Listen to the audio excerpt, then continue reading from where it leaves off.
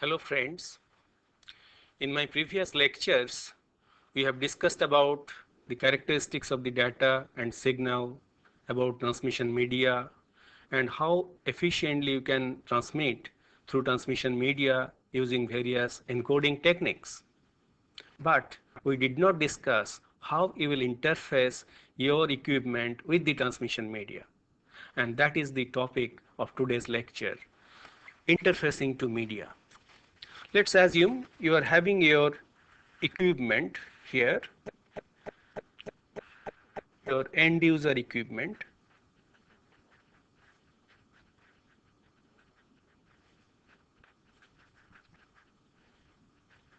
and there is another end user equipment at the other end.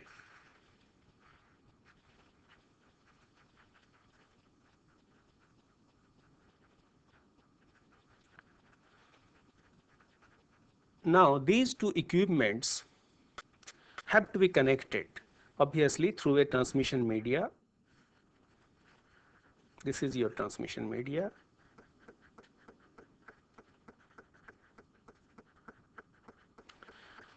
This equipment is not equipped with necessary logic or electronic circuit for direct interfacing to the media. So in such a case, you have to use some special equipment to link your end user equipment to the transmission media at this end as well as at the other end, so that you can establish a connection. Now the end user equipment can be in various forms. It can be a personal computer, a workstation, a server, and various other equipments that is emerging nowadays. And these equipments are given a generic name called data terminal equipment.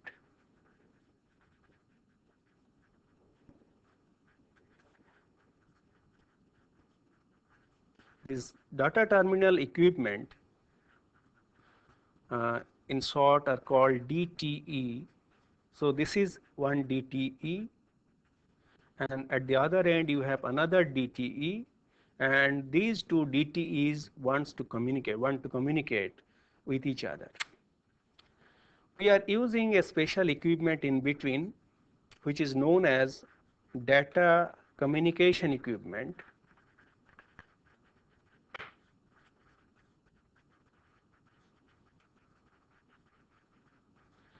In short, it is called DCE.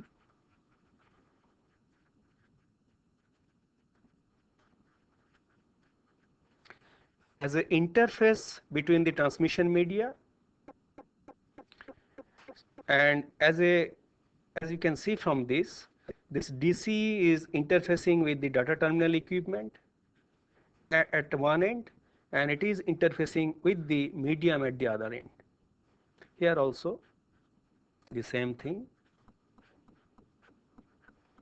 Now the data terminal equipments are not concerned with physical communication techniques. That means how the modulation will be done, how the encoding will be done.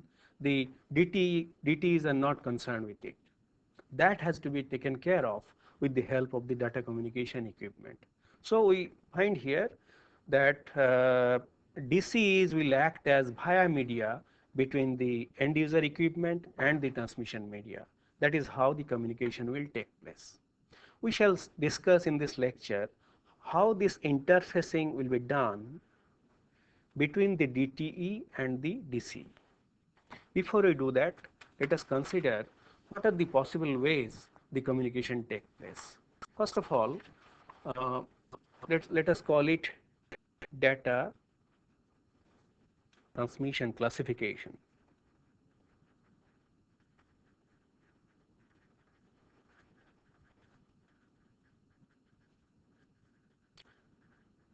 The communication can take place in several ways.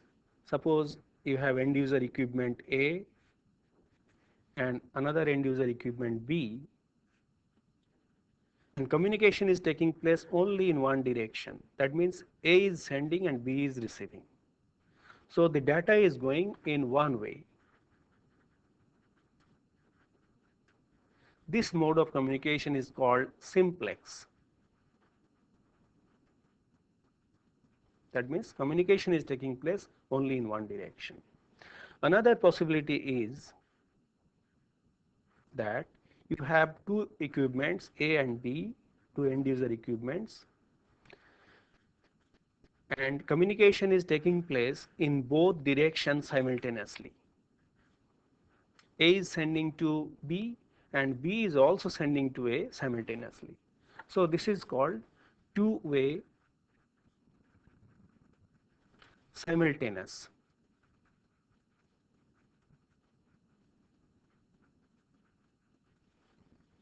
And another name of this is full duplex.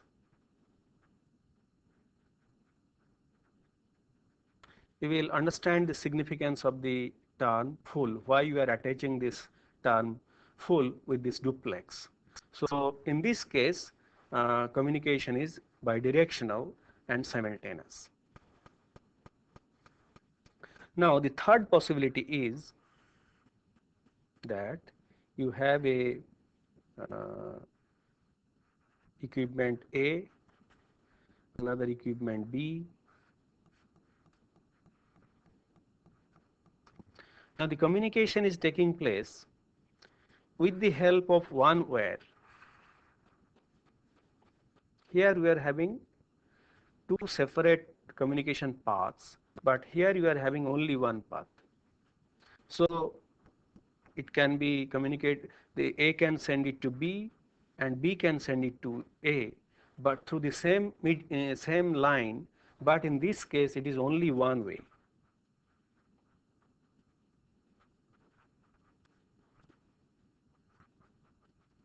At a time.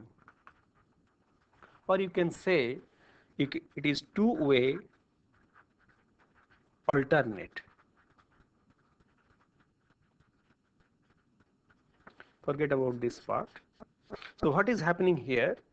The two-way communication is taking place, but not simultaneous. You must have seen a policeman talking to their center. You will find that when he is talking, the other side is listening. On the other hand, when the other side is talking, he is listening. That means through the same frequency band he is using, the communication is taking place in both direction in alternate way. Same thing is happening here, and it is called half duplex.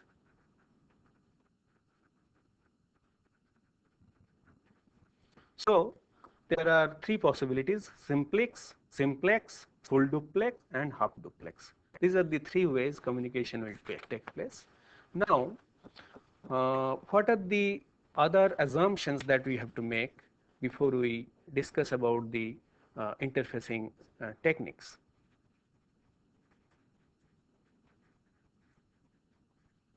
First of all, we assume that the communication is taking place in bit serial form. That means we don't have parallel lines, say 8-bit or 12-bit or 16-bit for communication between two nodes or two stations. It will be taking place in bit serial form. That means one bit at a time, bit by bit. And bit serial form, that is one assumption. And in such a case, you have to use some signaling element, and we assume that one bit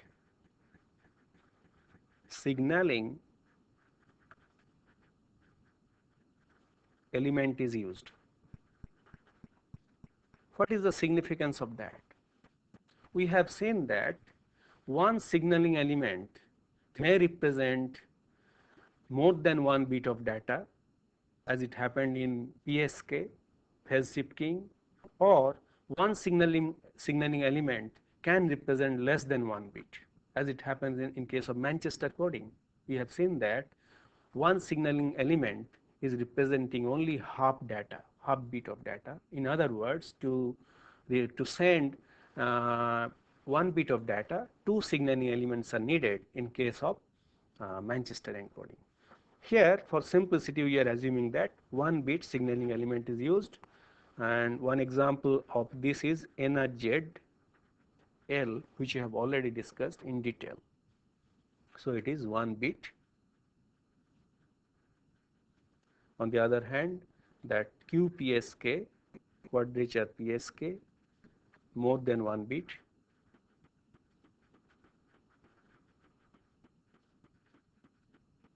But as I said, for our purpose, we shall consider only this one, not this one.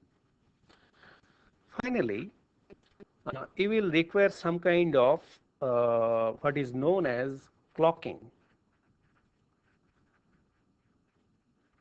Clocking or some signaling has to be used, clocking or timing, you can say.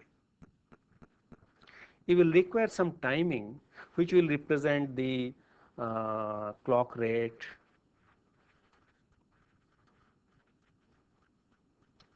duration of the clock, and the spacing between the signals. This is necessary because at both sides of the equipments, it will require a clock which will control the data transfer. Or in other words, the signaling will be done with the help of a clock. And for that purpose, the clock rate, duration, and spacing will be important, and we shall see how the clock generation is done at both ends. And since without clocking the communication cannot be done, it will require some kind of synchronization.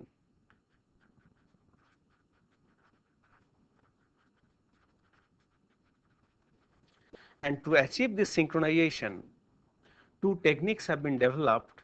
Broadly, these are called asynchronous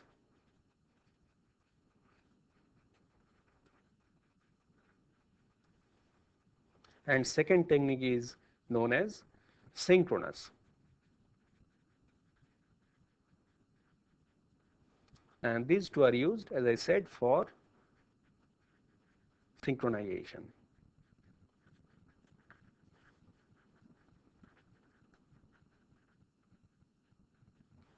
First of all, we shall consider the asynchronous mode.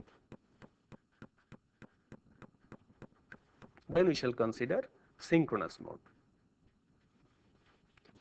In asynchronous mode,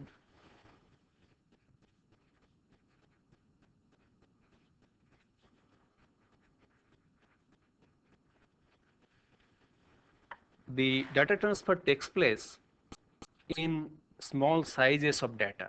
That means you are sending either one character of 8-bit or you are sending one ASCII character.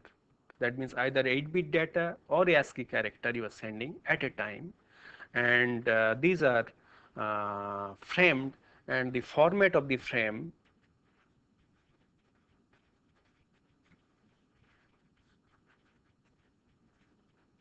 is like this. When there is no data, it is represented by 1 or no signal.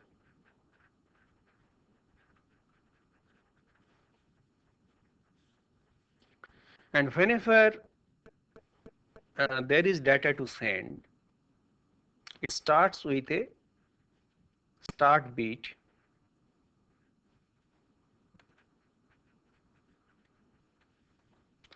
and this is your 0. This is the conventional NRZ L encoding, as you know. So start bit is 0 and 0 is represented by a high level of signal. And after that start bit, you can send several bits starting from say 1, 2, 3, 4, 5, 6, 7, up to 8. That means 5 to 8 bits of data can be sent, and this is followed by a parity bit P, I shall explain. We have already discussed what is parity bit and how it is being used. And in asynchronous mode, the parity bit is odd. Odd parity bit is used here and followed by uh, stop bits. The number of stop bits is 1 to 2. It can be of 1 bit duration or 1.5 bit duration or 2 bit duration. So apart from data, we are having start bit of 1 bit duration here. Then you have the data. It can be 5 to 8 bits followed by a parity bit which is optional. That means you may use parity bit for data error detection or you may not use. Then you have stop bits. So after sending the stop bits, if there is no data, again the signal remains in one state. And as long as there is no data, it remains in that state. But whenever again, another data has to be sent, a start bit is added and so on. For example, in this case, you are sending a 7-bit ASCII character.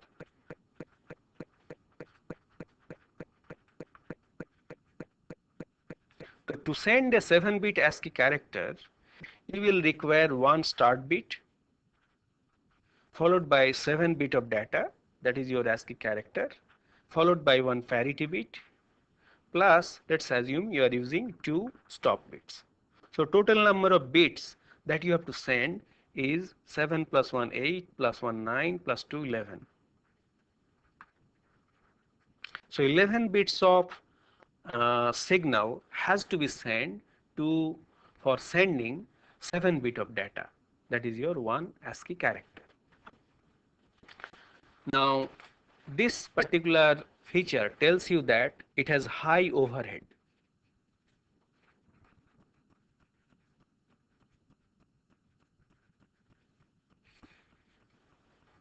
High overhead is coming because of the addition of start bit, parity bit and stop bits which does not really serve any purpose. At the receiving end, once the data is received, you have to get rid of this start bit, parity bit and stop bits and only take the data which is your useful part.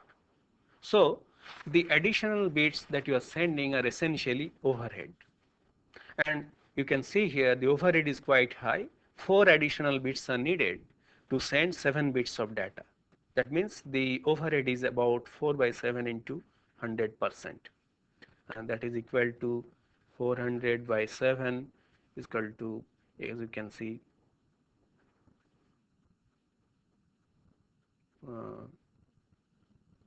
57%. That's quite high.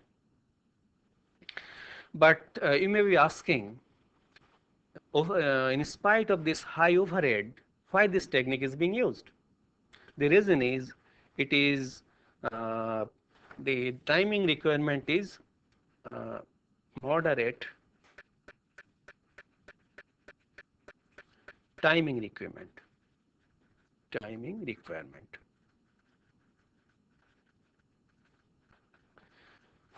What does it mean?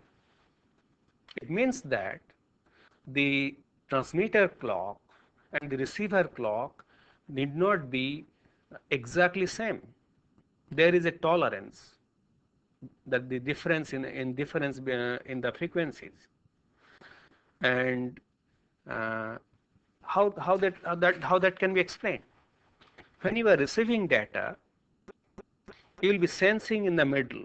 Say start bit will be sensed here, next bit will be sensed here, next bit will be sensed here.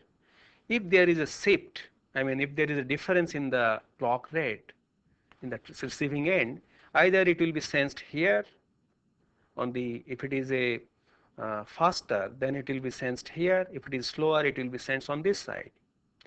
But as the total number of bits is only 11, again next time it is synchronized here, roughly you can tolerate about 5 to 6% difference in clock frequencies, and 5 to 6% difference in clock frequencies can be easily realized by using modern electronic circuitry. I mean simple electronic circuitry. You don't have to go for very complex clock generation scheme. And so we can say this is self synchronizing.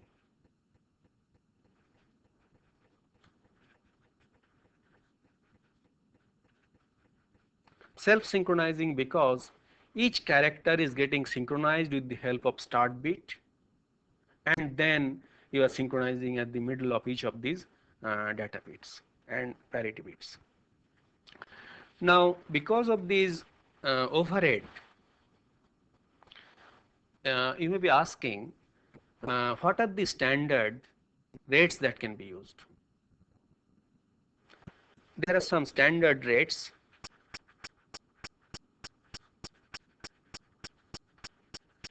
These rates are multiple of 75, 150, 300, 600, 1200, 2400, 4800, 9600, and then 00, 19200, except one which is in between 75 and 150, that is 110. So these are the standard rates or the rates of the signal elements, and this is called baud rate. I have already explained what is baud rate and why it is not called data rate. Suppose your baud rate is 110. That means you are sending 110 signal elements per second.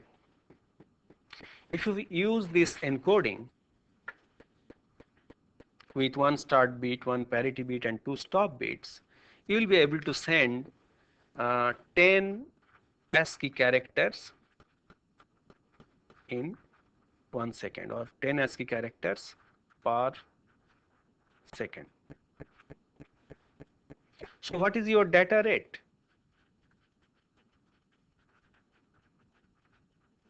Data rate is 10 characters and each character of 7 bits, only 70.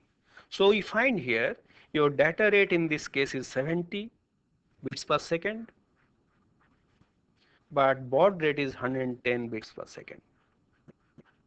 As I told earlier, your data rate is usually less than the baud rate. Now let us consider the second case, the synchronous mode.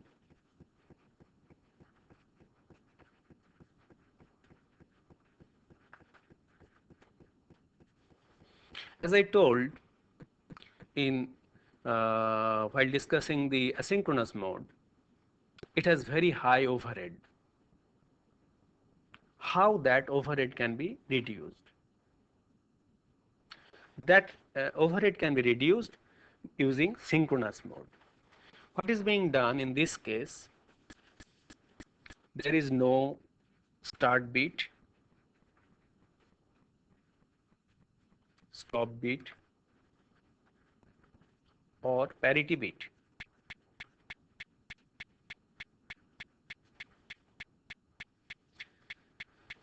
And without this, how will you send?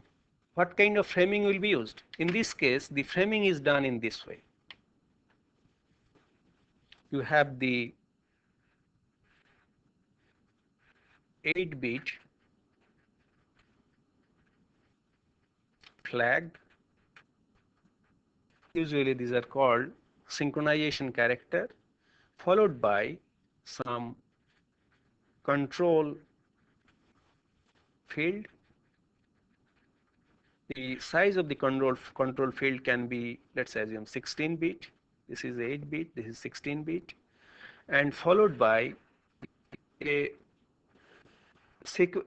large number of data bits. And at the end you have again the control field,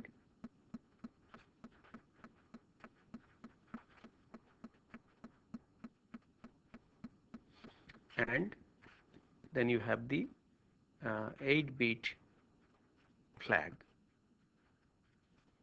So control bit can be 16 and 8. Let's assume you are sending 8048 bits of data. That is the size of data. In this case, what is the overhead?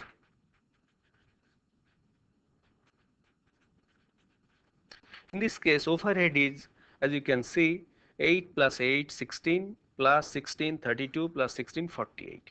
48 by 8048 into 100%.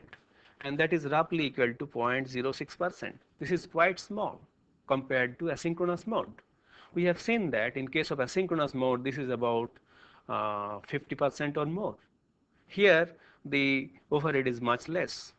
But what price you are paying for this? The price is you require rigorous timing. That means the clock frequency of the transmitter and the receiver should be identical, exactly same. And to do that, what you have to do, you have to regenerate the clock at the receiving end with the help of complex electronic circuitry like phase lock loop. And uh,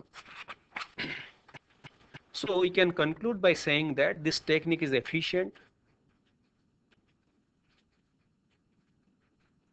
but uh, requires complex hardware for clock timing, and uh, with the help of only one synchronization character at the beginning and at the end, you are able to synchronize the data. That means when data is being sent, when it is not being sent, that identification is done with the help of the flag bits. So after discussing this synchronous and asynchronous modes, uh, you may be asking how this is being implemented or how the interfacing is done to achieve this type of synchronous mode and asynchronous mode of communication. And for that purpose, there are some standard.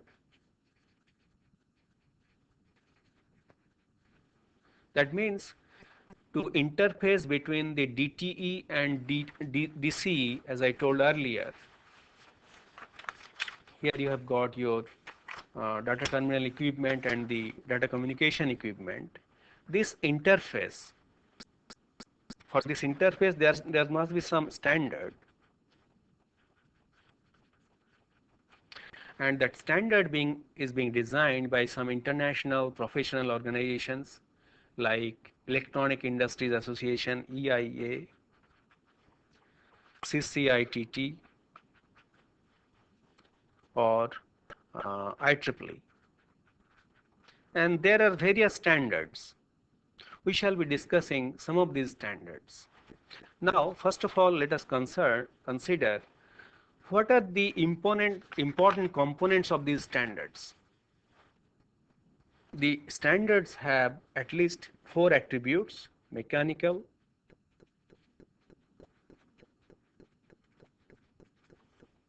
this mechanical attribute specifies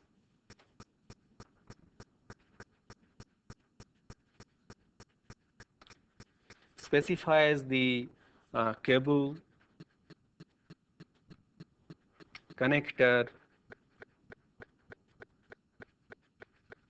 etc., that you will require to physically interface your equipment with the data communication equipment. Then you will require electrical specification, and the electrical specification tells you the voltage,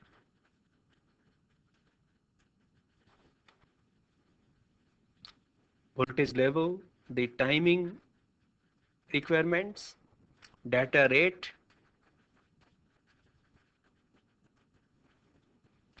and the distance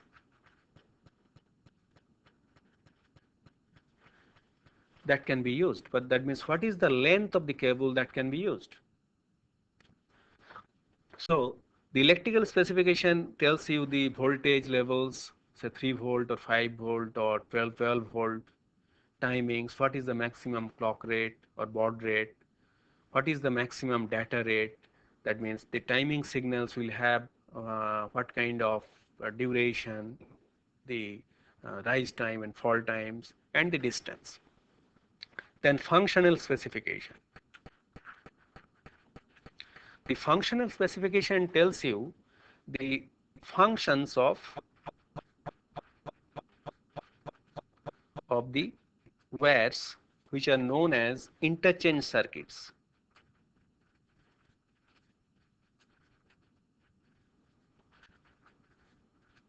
We will require a large number, several wires in the form of interchange circuits, and these interchange circuits, what are the function of each of these wires or interchange circuits are specified by the functional specification.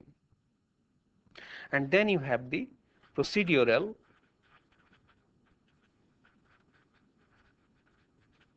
specification of the standard, which tells how these functional circuits are used, or the sequence of events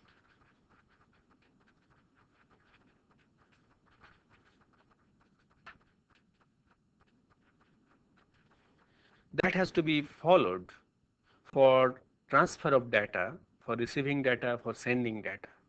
So procedural specification tells you how the interchange circuits are taking part in sending and receiving data, and in what sequence the various types of signals are generated by different interchange circuits.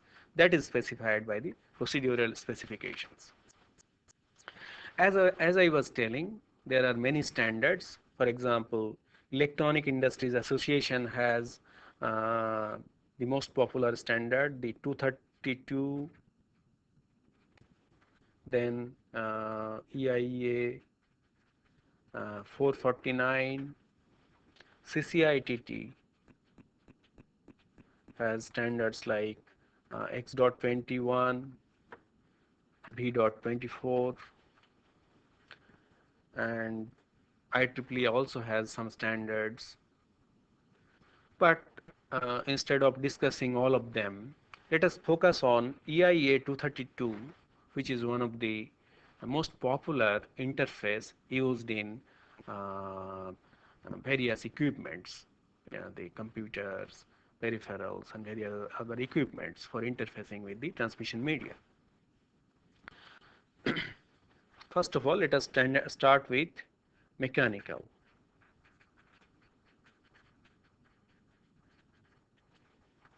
In case of EIA 232, the mechanical standard that is being used is a 25 pin connector.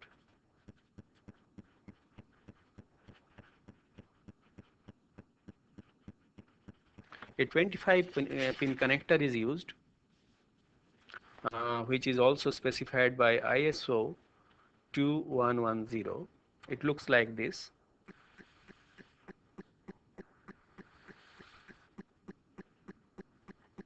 And the numbering starts from here. This is 1 and this is 13. So 1, 2, 3 and up to 13, 12, 13. And here starts 14 to 25. So 1 to 13 and 14 to 25, you have both male and female connector. A pair is used for linking the equipment with the help of this interface. Although there are 25 pins, the number of wires interchange in the interchange circuit is less than 25. So fewer number of wires are used.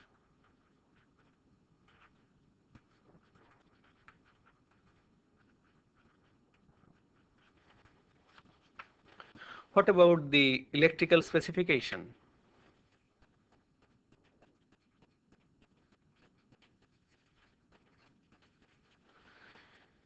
The EIA 232 uses minus 3 volt to represent 0 and plus 3 volt to represent 1. Sorry, I have given you a wrong information. Usually minus 3 volt is 1 and plus 3 volt is 0.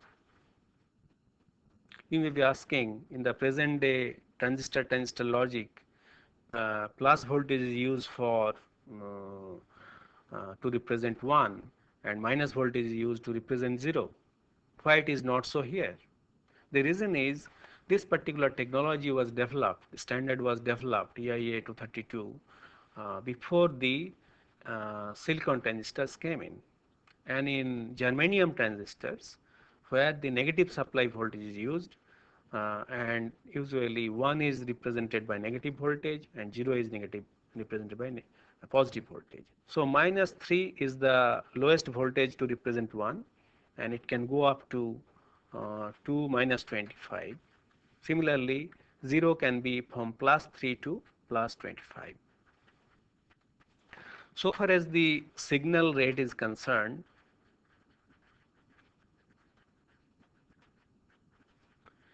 it has to be less than 20 kilobits per second. You may recall the standard baud rates, and we have seen that the maximum baud rate was 19,200. So it is within this limit. So you can go up to 19,200 baud using this standard. The distance, that means the length of the cable, maximum length of the cable is 15 meter or 50 feet. So the maximum length of cable has to be restricted to 50 feet, and of course there is a relationship between length of the cable and the baud rate. Usually it varies in this way. I have already earlier we have explained this. That means if you increase the distance, length, then the data rate, this is your data rate, and this is your distance. As you increase the distance, the data rate decreases, but the maximum values are given here. What about the functional part?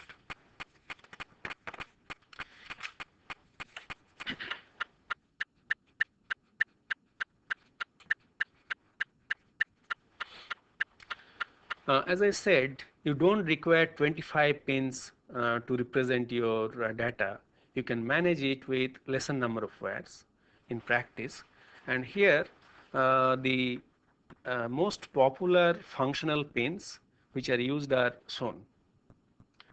As I said, the functional circuits can be broadly categorized into 4 types: data, control, timing, and ground.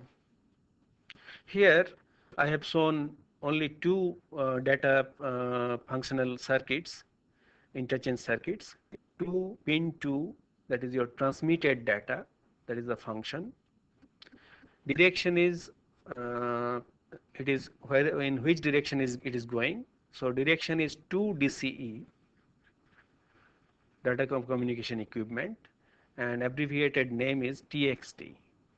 Then you have received data, which is going to DTE, is represented as TRXT.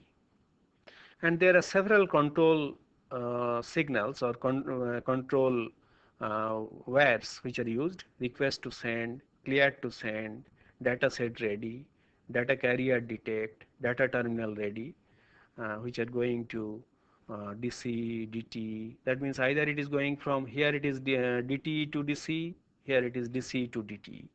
And abbreviated names are RTS for request to send, CTS for clear to send, data set ready DSR, data carrier detect DCD, data terminal ready DTR. And for timing purposes, some signals are used, although not very commonly required. transmitter signal element timing, pin number 15, pin number 17, receiver signal element timing. And apart from data, control and timing, it will require ground lines as well. One is protective ground and 7 is signal ground. Now, let us consider how these uh, various functional lines are used in your procedural specification.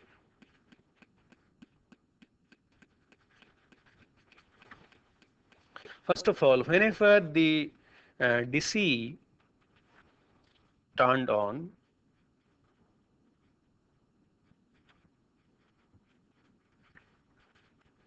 asserts DSR. As soon as you turn on the data communication equipment, that is the modem in most of the situation, it asserts the DSR.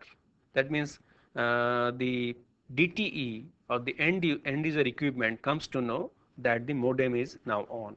Similarly, when you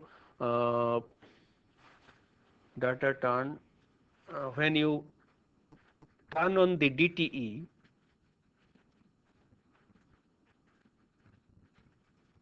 that asserts DTR, data terminal ready. Similarly, when the DT is ready to send data,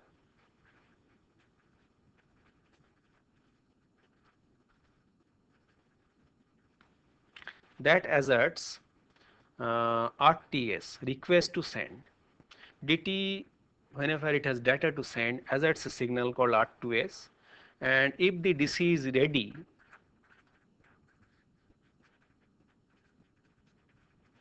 to receive, it will assert CTS, clear to send. So how the data transfer will take place? First of all, your end user equipment should be turned on, which will assert DTR. Your communication equipment has to be turned on, which will assert DSR. So DSR and DTR acts as a action reaction pair,